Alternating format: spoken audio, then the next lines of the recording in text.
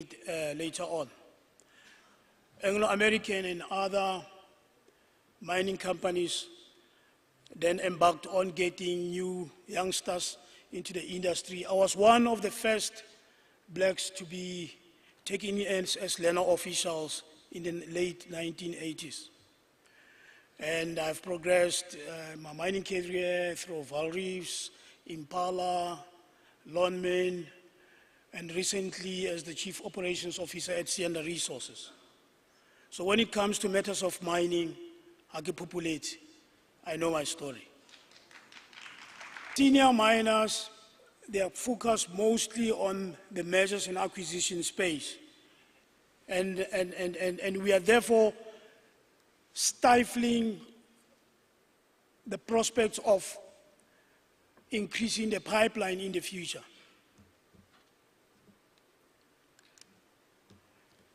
Now, as a province that is endowed with minerals, I've taken a few: gold, platinum, chrome, manganese, iron ore, diamond, nickel, limestone, fluorspar, vanadium, and others. These are the minerals that we find in the Northwest that are available for exploration. Now, the value chain in terms of the mining, you first discover the mineral. Prospectors go around looking for it, and then you explore by drilling. And then you can go for people like Mr. Kali, who are sitting here as one of the panelists, to get the machines to come and drill. Then you construct a mine. Then you go to the actual mining where you extract your mineral, put it through your plant or concentration plants, you beneficiate it, market and sell the product, and then you do the rehabilitation for closure. Now, the junior miners or potential miners in that value chain that you've just seen are concentrated here. They have to discover, that is the prospecting, early stages of mining development. Drilling, you confirm that mineralization exists. And then early stages, you start mining, make it attractive, mascara, a small mine, so that the big miners can come in and buy it. The relevance of the junior miner, excess of 54 billion. And by its nature, exploration, you don't generate revenue to put in your back pocket. You put money in to establish a mine.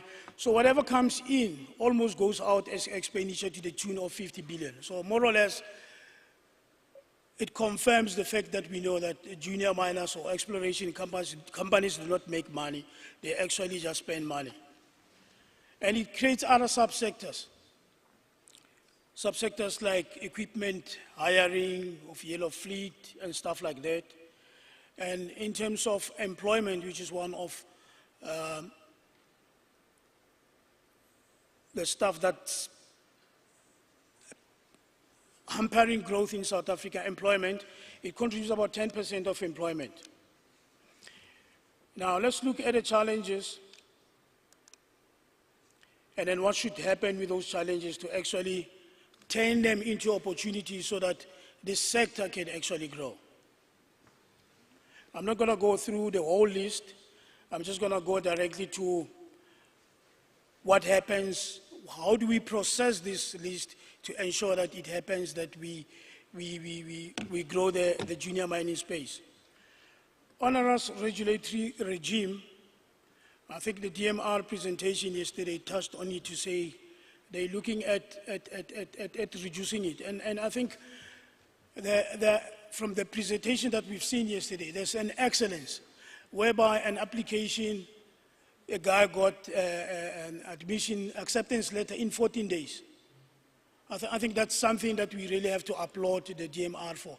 They deserve a commendation for that. And obviously, with the rejections, if they reject you within 14 days, you have ample time to then go back to them and find out where the hurdles are, what you need to do to actually put your application right there. And then obviously the reduced red tape will increase new entrants, because now people will say, I know I put my application, within 14 days I've been accepted, or within 3 months, then we will have a lot of people stimulating their interest. Lack of funding, even the panel before us today mentioned it as one of the hurdles. It was also addressed by the DMR presentation yesterday with the 500 billion that I'm saying that it's available, which was not accessed in the previous year. So it's up to us to actually go there and exploit the opportunity that's being presented to us as junior miners. And crowdfunding, I mean, us as a people, we have stockpiles for burials. Can we, for a change, think about stockpile for starting a mine? Now, if there are 60 million South Africans, if 20 million of us contribute 1,000 or 1,000 each,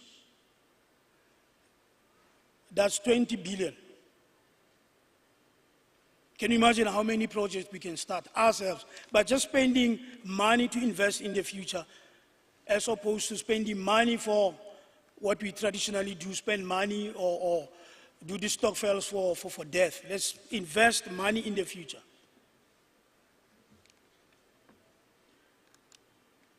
Shortage of skills. This should not be necessarily a hurdle, because there are people that have these skills. We can outsource these things. If you don't know how to apply for permits, for prospecting rights, for mining rights, there are specialists out there. We just need to organize ourselves workshops without necessarily the intervention of the government. We should do it ourselves. And then you increase your success rate in terms of applications, and then you therefore increase the pipeline that we're talking about in terms of future mines. Illegal miners, we talked about it, the DMR addressed it yesterday.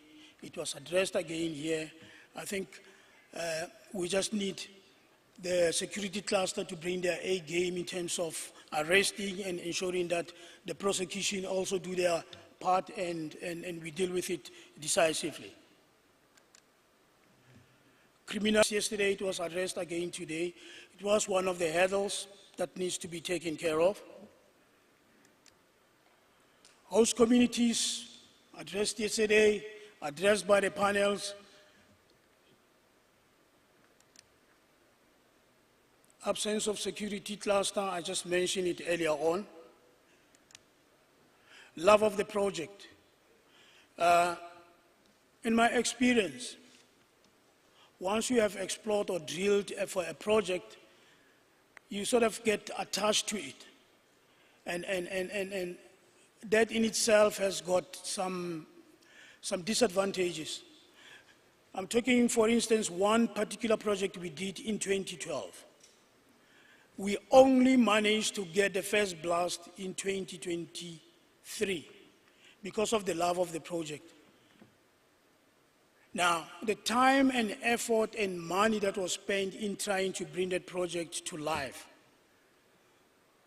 if we had ranked the project and focused on others, we could have done 3 to 4 projects as opposed to one project, having spent in the excess of 50 million on one project. Real license to operate. That's not a piece of paper that we get from the DMR, where you go to the regional office and you sign for you execute your license. The real license to operate is getting the host community, the mine itself, the municipality to be pulling in the same direction. If we have the same thought in terms of ensuring that the project starts and the project will look for us in the future, that's the real license to operate. In conclusion, there are prospects, as indicated in my presentation, and then having turned the challenges into opportunities, we therefore increase our chances of ensuring that we increase the number of pipeline projects coming in for mining. Thank you very much.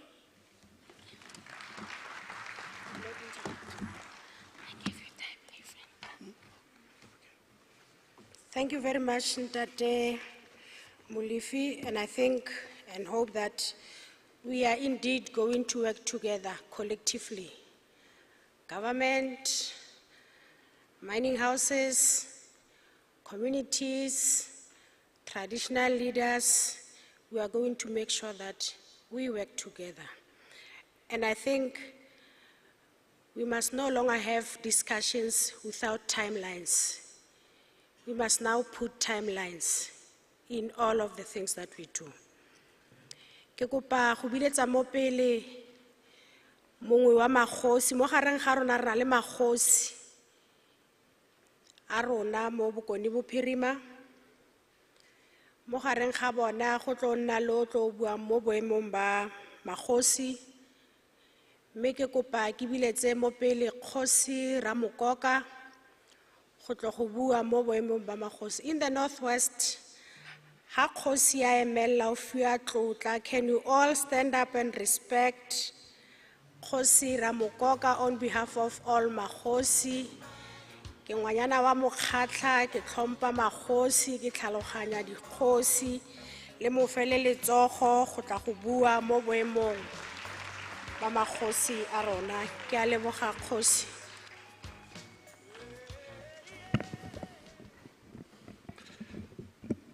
Kaldumedisa ba botlhe. And thanks to MC and greetings to the Deputy Minister, the Premier, the MECs, the esteemed guests, ba re motša morago ke kgosi, dikgosi di leng teng fana le mong wa mmu in absence, Kgosi Monakgotla. Now, as I stand here, I'm not standing here for myself. I'm not representing my own jacket, but I'm here on behalf of Bogosi, in whose land mining operations happens. And as the Honorable MEC once said, this cannot happen in the absence of Bogosi, and the discussion is around the land in which the mining operations happens. Now, I think it is proper that I do present a disclaimer before I can start, because I am here firstly to give vote of thanks, and secondly to give a fair assessment of the performance of the department. So I am saying apologies in advance, because I will be speaking the truth and only the truth. I will start by giving credit to the department and the minister in absence to say the minister and the department has been hard at work in enforcing the regulations that pertains to health and safety of the mines. Secondly, I will say the minister has made serious progress with regards to eradication of illegal mining, the Zamazamas. However, there is a lot that has to happen. There is a lot of organized cartels that operates within our region, which is Brits, Rustenburg, that's organized. But the small ones has been eradicated. So I give credit to the minister. Two, it is that I welcome Bahosi for the first time. They have been invited to this auspicious occasion. And this is a step in the right direction. And we are very hopeful that going forward, the concerns of Mahosi will be raised with the minister, will be raised with the department. From our side as Bogosi, especially of the Northwest, we are looking with keen interest at the developments that is happening in Botswana. and we support what Botswana is doing. That is standing up to the big corporates, standing up to the DBS and wanting more of the lion's share. Because Botswana has been getting the crumbs of the diamond industry. And we believe that President Masisi is right in doing so. President Masisi is showing bravery and standing up. So we hope that and believe that the lives of the villagers in Botswana, of the citizens in Botswana, will change.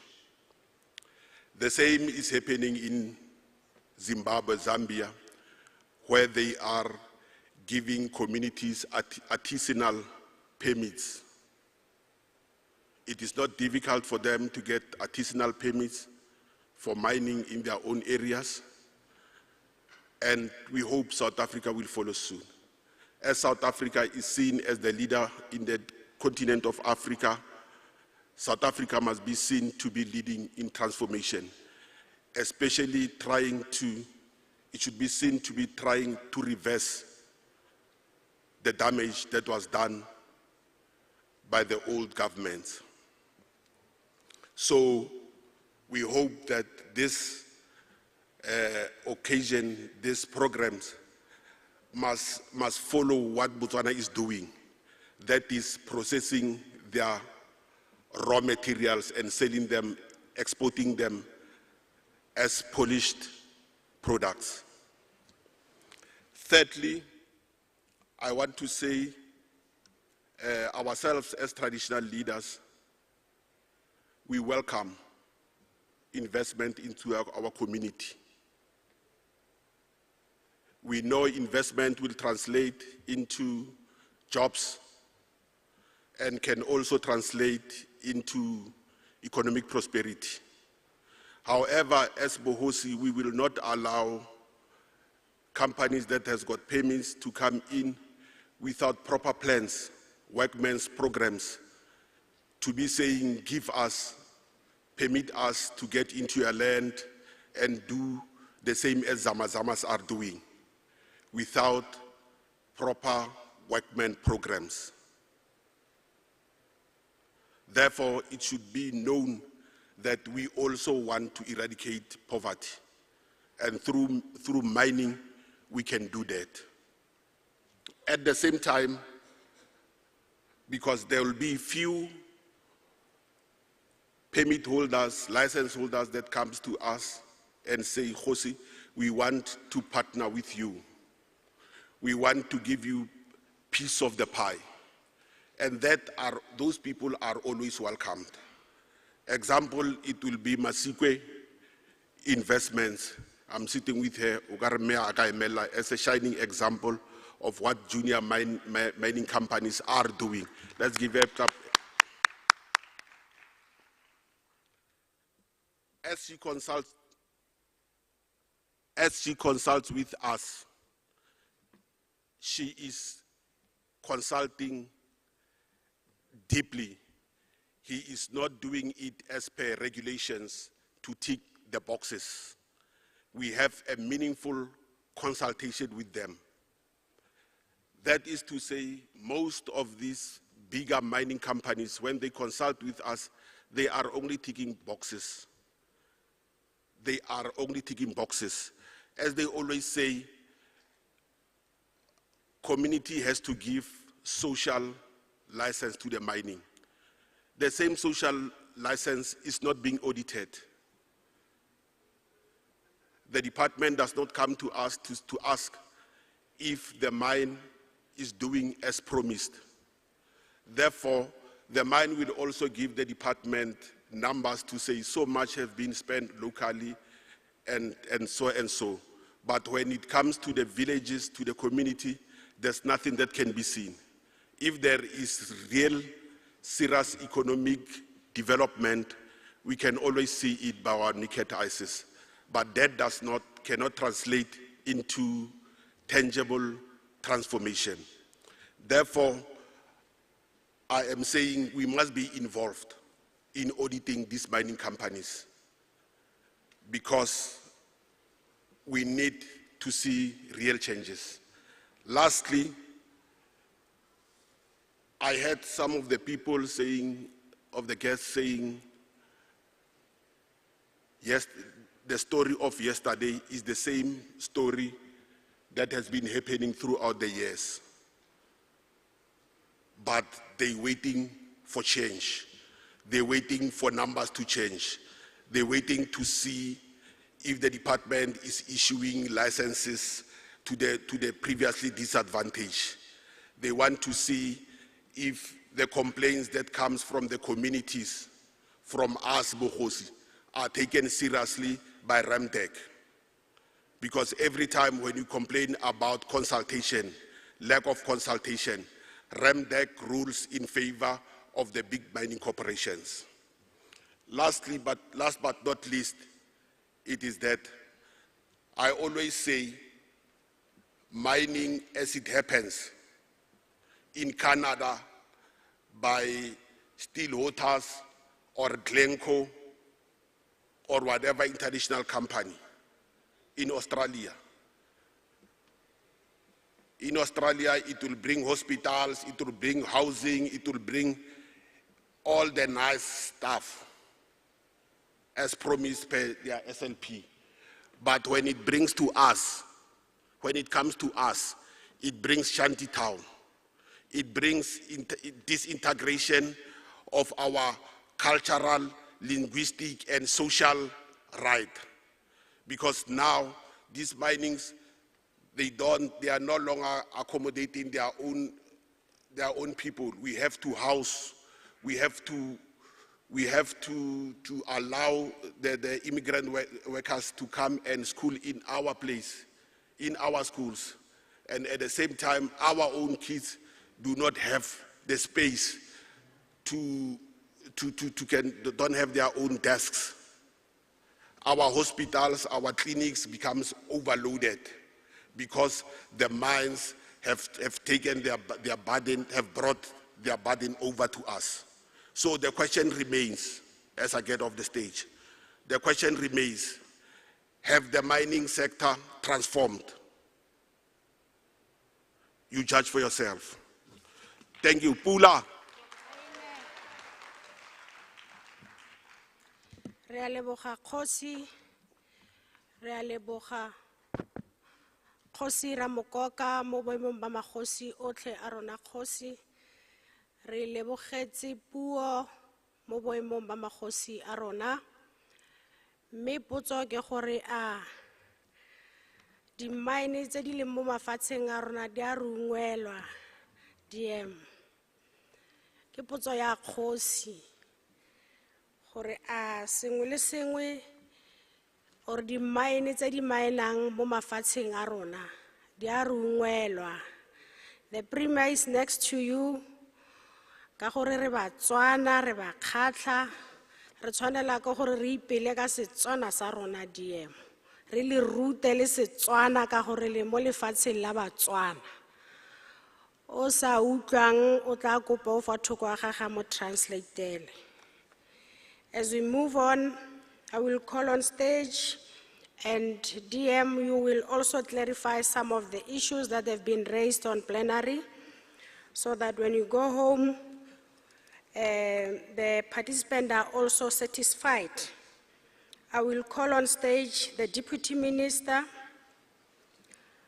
of Department of Mineral Resource and Energy to come on stage, and she will touch on the conference resolutions and officially close the session, and then I will then come and close as a program director after the DM. Normally, I Kgosi fetsa go bua premier ga nke re bua, mara ka gore programa e le ya mendile fela ntse ke lefa le tla intshwarela dikgosi tsa rona ke itshwere khuba ke le tlhompile re tla baakanya mo nakong e tlang ga Kgosi fetsa go bua di MEC gantsi a nke re bua mara go botlhokwa gore the Deputy Minister a bue le rona. Ke dira yana gore deputy minister a kgone go fitlha mo stageng. Ha se gore ke tsamaisa nako ba gaetsho ke kopa le mo fe matsogo. Is a young woman. Ki itumela gore the young woman now premier o tlo senda stage a re fe makhomba ndlela wa bona. It shows that women are so strong. Ke fela gore bo rre ba bangwe ke ra ba sa bone. E gama la Makosikas Malibongwe.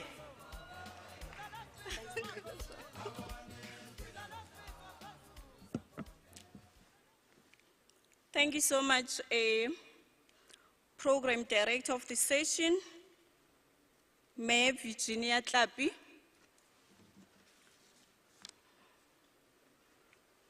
You will then forgive me for my pronunciation. I can hear from the background that comrades are making some comments after I've actually pronounced this name. I think we all understand that as South Africa, we are more of a diverse country. I think with 9 or 11 official languages. So you must be patient with me. The Premier is laughing. Honorable Minister of Mineral Resources and Energy, Ntate Gwede Mantashe in absentia, our Premier of the province, Ntate Bushimabe, the House of Traditional Leadership, led by Kgoshi Ramukoka, the traditional leaders present here today, the captains of the industry, senior government officials from DMRE, led by our DG, Ntate Mpele,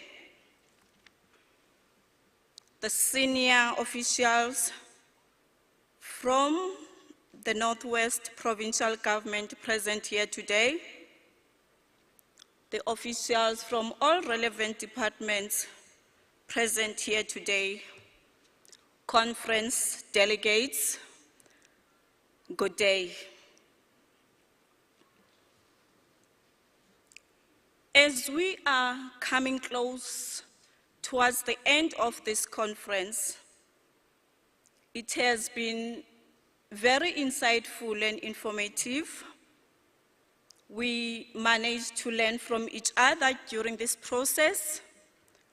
We managed to grab more information from all the presenters that presented before us here today, with the hope that we are going to take stock and improve from where we believe there are gaps. We started this conference yesterday with the address by the Minister of Mineral Resources and Energy, Ntate Gwede Mantashe.